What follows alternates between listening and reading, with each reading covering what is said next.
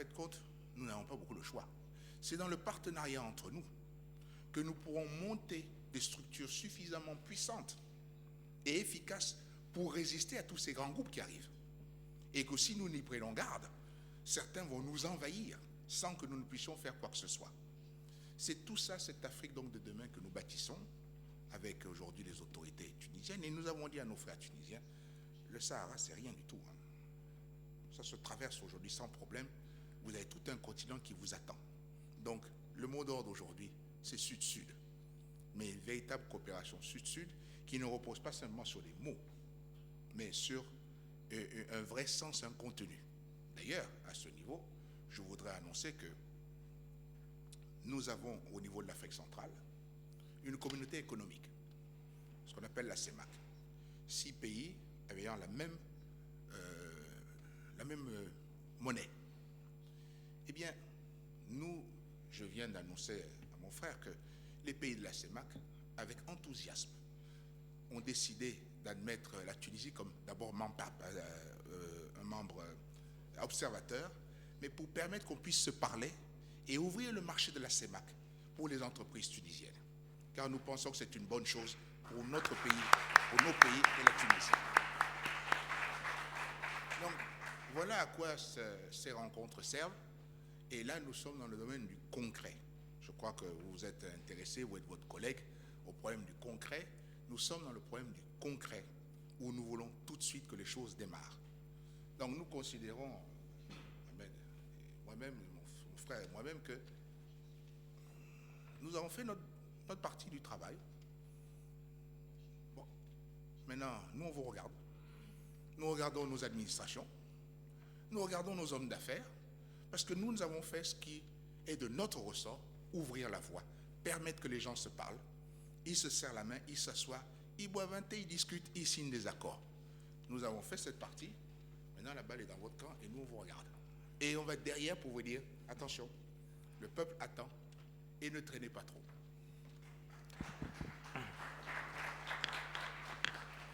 يعني العودة للسؤال الذي ألقيته هو متابعة في نفس السياق.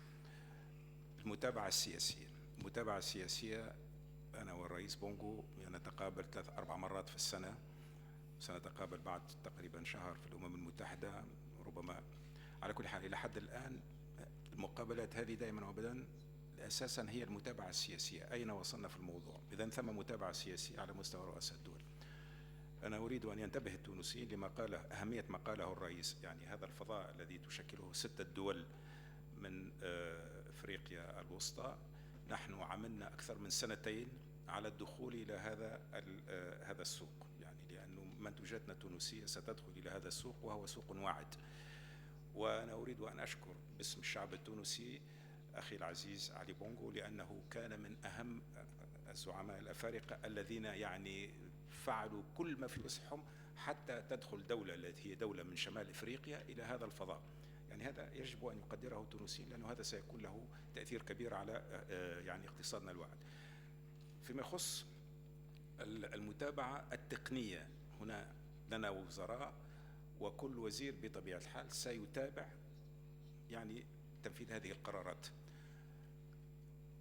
المستوى الثالث الذي هو مستوى الشعب، المستوى الناس. الآن الشباب التونسي يجب أن يعرف، هذا الطبيب الذي لا يجد عملا في تونس في الوقت الحاضر، هذا الأستاذ في اللغة الفرنسية الذي لا يجد أستاذ، يجب أن يعلم أن هناك يعني عمل سياسي تم لكي نفتح له هذا الفضاء الإفريقي، وهذا الفضاء الإفريقي وعد ويستطيع أن يجد فيه هذا العمل الذي لا نستطيع للأسف في الوقت الحاضر أن نوفره له اليوم.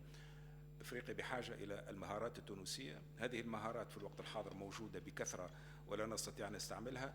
نحن فتحنا الباب، فليدخل الشباب التونسي وليدخل المستثمر التونسي ولتكون عندنا هذه عقلية المغامرة والذهاب إلى تلك الأماكن، لأن هذه أماكن واعدة، وهي أماكن خلافا لما يتصوره الناس، أماكن يطيب فيها العيش، وهي أماكن مفتوحة، قلوب مفتوحة، صداقات يعني الشعب التونسي له والحمد لله سمعة طيبة في هذه البلدان.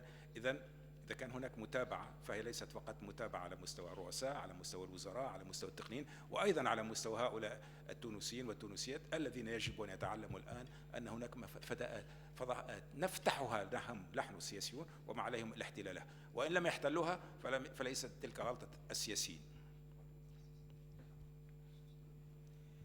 Dorothée Ropivia, journaliste pour la radio-télévision Top Benja de Port-Gentil, capitale économique du Gabon.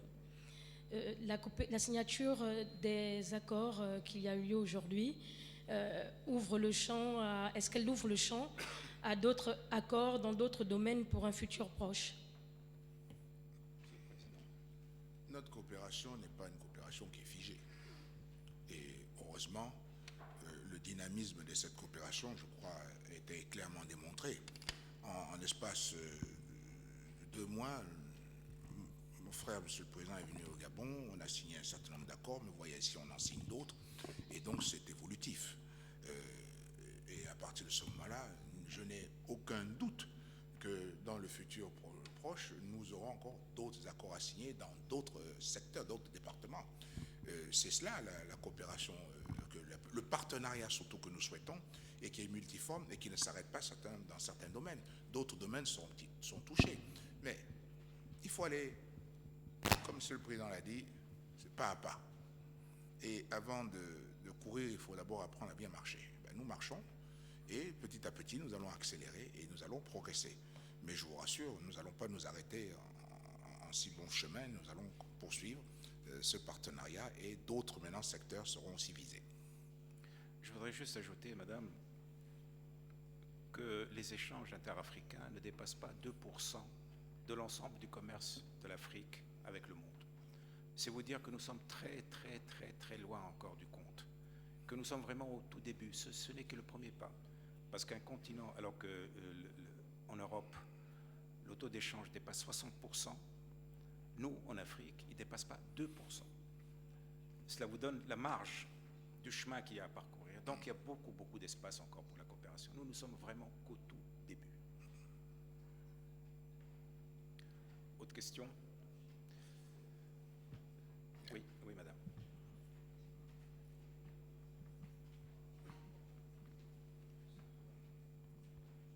La dernière question. Merci, Wartine Rosa, Médias sans frontières et Thawra News. Monsieur Bongo, la première question pour vous, deuxième pour Monsieur Marzouk. Bon, sur quelle échelle vous avez fourni vos négociations avec le président Marzouki? Sur quelle échelle? Et quel périphérique vous allez accéder pour réussir cette rencontre? سؤالي تاع المرزوقي في كل مرة تبرموا عقودا واتفاقيات مع الدول الأخرى ولم نرى تغييرا ولا تجديدا في بلادنا.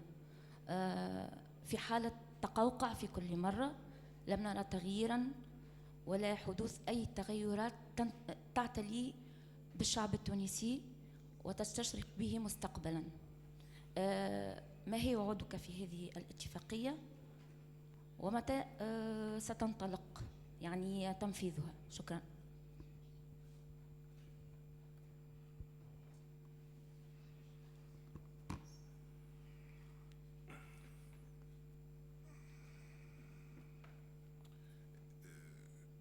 Je voudrais dire encore une fois que lorsque nous nous rencontrons, il est d'abord important pour nous de discuter des questions bilatérales, des choses qui regardent nos deux pays, et faire le point du partenariat que nous voulons établir. Et ceci est dans un contexte qui est un contexte global africain. Et donc les problèmes internationaux ne sont jamais loin de nos agendas, parce qu'ils peuvent aussi conditionner, avoir une importance, une influence sur ce que nous faisons. Donc nous sommes déjà dans la recherche perpétuelle de la paix sur notre continent, car elle est importante, car sans la paix, il est impossible de faire quoi que ce soit. Donc il peut y arriver que nous ayons des éléments qui peuvent venir troubler le bon ordre de ce que nous voulons faire, parce qu'il y a des événements qui ne dépendent pas de nous. Mais ce qu'il faut retenir, c'est la volonté affichée par l'attitude des chefs d'État et qui pousse leur administration à vouloir se rencontrer et à mettre un cadre Ce cadre, il doit être un cadre qui puisse permettre d'évoluer correctement aujourd'hui, mais dans 15 ans, dans 20 ans. Et donc, nous sommes en train de tracer un sillon qui est très important et qui va permettre surtout de donner espoir acquis à la jeunesse. C'est pour cette jeunesse que nous faisons tout ce que aujourd'hui nous parlons, pour pouvoir donner des possibilités d'emploi à nos jeunes. Et par là, disons, le message à nos hommes d'affaires, c'est de dire que le continent aujourd'hui, comme partout ailleurs dans le monde, présente les mêmes possibilités, les mêmes garanties, et même voire des possibilités plus importantes. Aujourd'hui, on note quoi? Malgré la crise internationale qui a frappé la planète à partir de 2008, l'Afrique, qu'est-ce qu'elle a fait? L'Afrique a continué, plutôt contribué à soutenir la croissance mondiale. C'est un fait inédit qu'aucun analyste n'aurait pu prédire il y a 30 ans, tellement l'afro-pessimisme il y a 20-30 ans était de mise. Aujourd'hui, nous contribuons à soutenir la croissance mondiale. Et c'est dans ce sens-là où nous devons un marché important. Mais il faut penser pour nous à être acteurs et non spectateurs de ce qui se passe à l'heure actuelle dans le monde, et que nous ne soyons pas simples spectateurs d'un développement de notre continent sans que nous y soyons. On participe. Donc les défis sont grands, parce qu'aujourd'hui, nos hommes d'affaires doivent affronter les hommes d'affaires d'Amérique, d'Europe et d'Asie. Ils doivent être aussi bons. Aujourd'hui, nous les Africains, nous devons être l'égal des autres. Nous refusons ce regard condescendant où chaque fois qu'il s'agit de l'Afrique, on dit bon, c'est un label tropical, ou c'est parce que comme c'est les Africains, on va faire comme ça. Non.